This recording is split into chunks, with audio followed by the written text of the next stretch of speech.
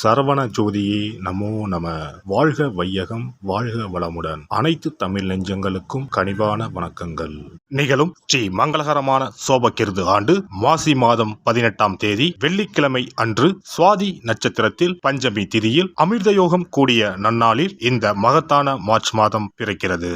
பிறக்கும் இம்மாத கிரக நிலைகளை பார்க்கும் போது மேச ராசியில் குரு பகவானும் கன்னி ராசியில் கேது பகவானும் உள்ளனர். இம்மாத தொடக்கத்தில் சந்திர பகவான் துலாம் ராசியில் உள்ளார். செவ்வாய் மற்றும் சுக்கிர பகவான் மகர ராசியிலும், சூரியன் சனி புதன் பகவான் கும்பராசியிலும், ராகு பகவான் மீன ராசியிலும் சஞ்சாரம் செய்கின்றனர். இம்மாத கிரகங்களின் பெயர்ச்சி என எடுத்துக்கொண்டால் புதன் பகவான் மார்ச் மாதம் 7ஆம் தேதி கும்பராசியில் இருந்து மீன ராசிக்கும், மார்ச் மாதம் 26ஆம் தேதி மீன ராசியில் இருந்து மேச ராசிக்கு என இருமுறை பிரவேசம் செய்கின்றார். மார்ச் மாதம் 7ஆம் தேதி சுக்கிர பகவான் மகர ராசியில் இருந்து கும்பராசிக்கும், மார்ச் 14ஆம் தேதி சூரிய பகவான் கும்பராசியில் இருந்து மீனராசிக்கும், மார்ச் மாதம் 15ஆம் தேதி செவ்வாய் பகவான் மகர ராசியில் இருந்து கும்பராசிக்கும் பயிற்சி அடைகின்றனர். இந்த கிரக அமைப்பினால் உங்கள் வாழ்வில் ஏற்படக்கூடிய சுபம் மற்றும் அசுப பலன்கள் என்ன, அதற்கான பரிகாரம் மற்றும் தெய்வ வழிபாடு என்ன என்பதனை பற்றி காண்போம். மாசி மாதத்தின் பிற்பகுதியும் பங்குனி மாதத்தின் முற்பகுதியும் இணைவது இந்த மார்ச் மாதம் ஆகும். பனிக்காலம் முடிந்து வசந்த காலம் துவங்க போகிறது. இனி உங்கள் வாழ்விலும் வசந்தம்தான். திடீரென கோடிகளில் சம்பாதிக்கும் வாய்ப்பும், ஜாக்பாட் அடித்தது போல பணம் குவியும் யோகமும் உண்டாக போகிறது. தயாராக இருந்துக்கோங்க.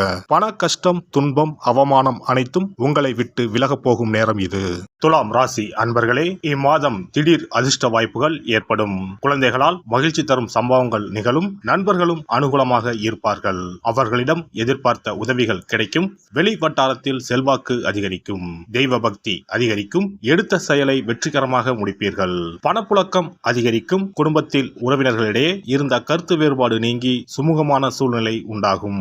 வெளி வட்டாரத்தில் மதிப்பு மரியாதை கூடும். சிலருக்கு புதிய வீடு, வாகனம் வாங்கும் வாய்ப்பு உண்டாகும். மாத பிற்பகுதியில் குடும்ப பெரியவர்களால் நன்மைகள் நடக்கும். நண்பர்கள் உதவிகரமாக இருப்பார்கள். புதிய ஆடை ஆபரணங்களின் சேர்க்கை உண்டாகும். ஆண்களுக்கு பெண்களாலும், பெண்களுக்கு ஆண்களாலும் நன்மைகள் ஏற்படும். சிலருக்கு புண்ணிய ஸ்தலங்களுக்கு செல்லும் வாய்ப்பு உண்டாகும்.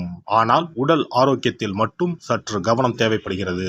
மாத முற்பகுதியில் தாயாருடன் கருத்து வேறுபாடுகள் ஏற்படக்கூடும். அவருடைய உடல் ஆரோக்கியத்திலும் கவனம் தேவை.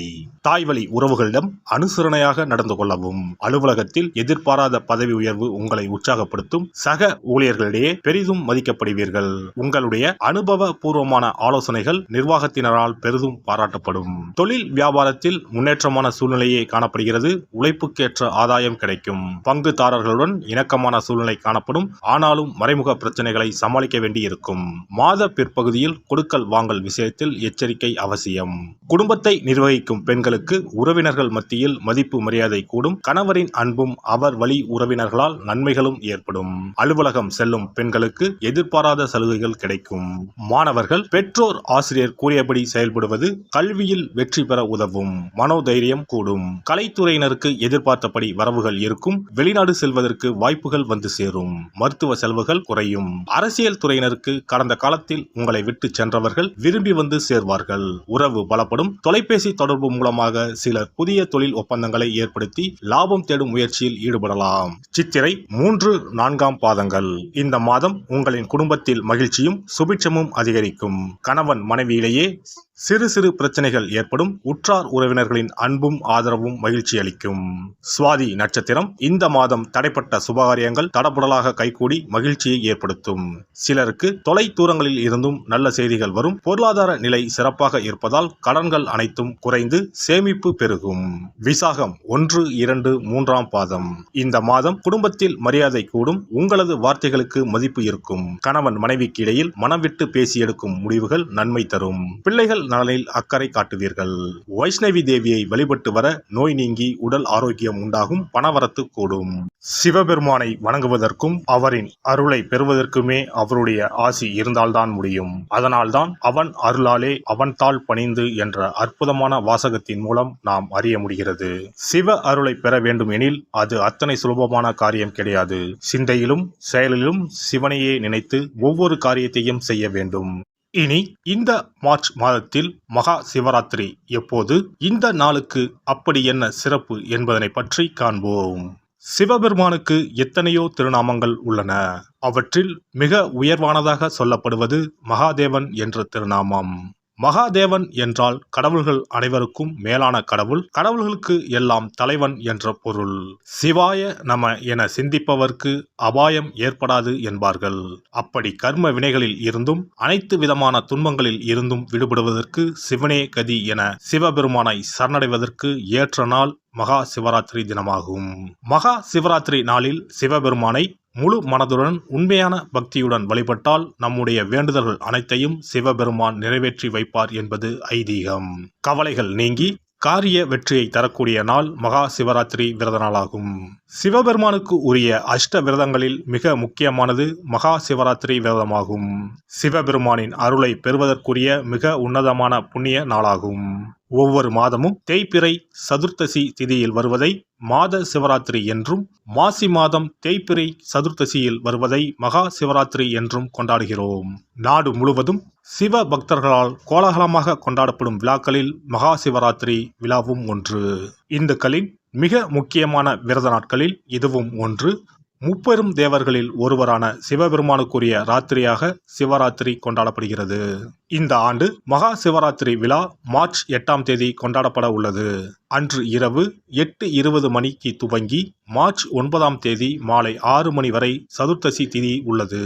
இதனால் மார்ச் 8ஆம் தேதி இரவு 8:30 மணிக்கு பிறகே சிவராத்திரி பூஜை துவங்க வேண்டும். சூரிய பகவான் கும்பராசியில் பயணம் செய்யும் மாசி மாதத்தில் தேய்பிறை சதுர்த்தி நாளில் முதல் நாள் மாலை துவங்கி அடுத்த நாள் காலை வரை சிவனுக்கு தொடர்ந்து 4 கால பூஜைகள் செய்யப்படும். சிவராத்திரி அன்று இரவு முழுவதும் கண் விழித்து சிவ வழிபாடு செய்து அபிஷேகம், ருத்ராபிஷேகம் செய்து சிவ மந்திரங்களை உச்சரித்து சிவனின் அருளை வேண்டி பிரார்த்தனை செய்ய வேண்டும். ஆன்மீகத்தில் உயர்ந்த நிலையை அடைவதற்கும் துன்பங்கள் மற்றும் பாவங்களில் இருந்து விடுபட்டு மோட்சத்தை அடைவதற்கும் ஏற்ற நாள் இதுவாகும். மகா சிவராத்திரி அன்று அதிகாலையில் எழுந்து புனித நீராடி வீட்டை சுத்தம் செய்து பூஜை அறையில் விளக்கேற்றி வைக்க வேண்டும். பிறகு மாலையில் சிவன் கோவிலுக்கு சென்று அங்கு நடக்கும் அபிஷேகம் பூஜைகளில் கலந்து கொள்ள வேண்டும். அன்று சிவலிங்கத்திற்கு பஞ்சாமிர்த அபிஷேகம் செய்வதும் வில்வ அர்ச்சனை செய்வதும் மிக சிறப்பானதாகும். மகா சிவராத்திரி நாளில் எத்தனை முறை முடியுமோ அத்தனை முறை பஞ்சாட்சர மந்திரமான ஓம் நம சிவாய மந்திரத்தை உச்சரிக்க வேண்டும். இது தவிர சிவபுராணம் பாராயணம் செய்வது மிகவும் சிறப்பானதாகும். இந்த நாளில் ருத்ராபிஷேகம் செய்வதும் கோவில்களில் நடக்கும் ருத்ராபிஷேகத்தில் கலந்து கொள்வதும் மிகவும் சிறப்பானதாகும்.